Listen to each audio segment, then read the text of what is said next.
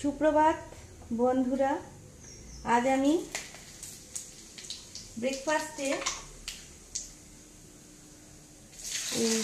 মটর আর আলু, মানে আমরা বাংলায় যেটা বেঙ্গলি লোক বলি যে ঘুগনি বানাবো। তার জন্য আমি পেঁয়াজ দিলাম, প্রথমে তেজপাতা, শুকনো লঙ্কা, জিরা, তারপরে পেঁয়াজ দিয়ে একটু বাদে আমি একটা মশলা দিলাম, যার মধ্যে আমি লঙ্কা, আদা, জিরা, টমাটো, পেঁয়াজ আর একটু ড্রাই ফ্রুট, একটু কাসুরি মেথি সব একসাথে মিক্সি করে দিয়েছি, যাতে জিনিসটা হেলদিও হয়, টেস্টিও হয়, আবার একটু খুশবুও যেন থাকে। হ্যাঁ, তার জন্য একটু মশলাটাকে ফ্রাই করে তার মধ্যে একটু হলুদ, একটু নুন, জিরা টিরা সব দেওয়া হয়ে গেছে মশলায়, তাই জন্য আর আলাদা করে আমি দিলাম না। আর একটু আলুও দেব, আলুটা বয়েল করে রেখেছিলাম।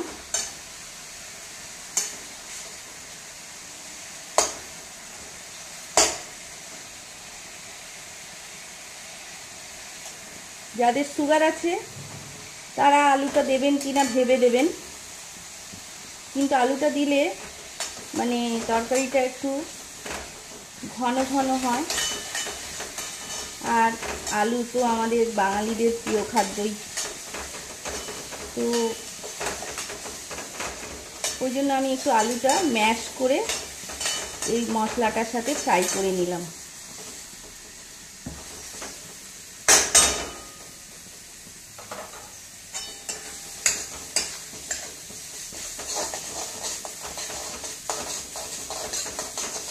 তারপর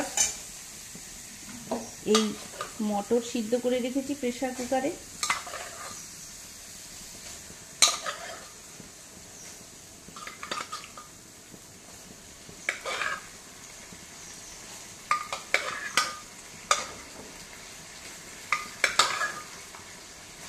শুকনো লঙ্কা টঙ্কা আমি কিছু দিলাম না, কারণ আপনার রং যদি ভালো লাগে তাহলে দেবেন।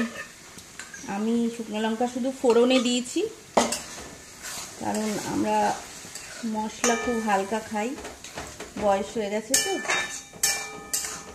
আর লাস্টে আমি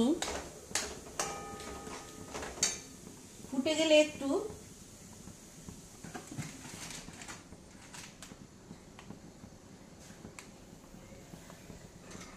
ম্যাগি মশলা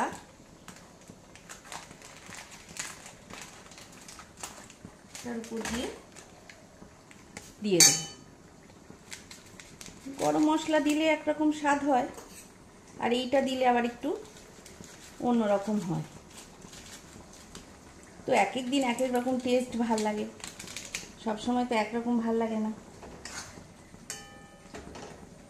একটু হেলদিও হতে হবে, একটু টেস্টিও হতে হবে। আর এটা আমরা খাবো রুটি দিয়ে, রুটি করা হয়ে গেছে। আর আপনাদের ভালো লাগলে আপনারাও হালকা বানিয়ে হেলদি ঘুগনি টেস্টি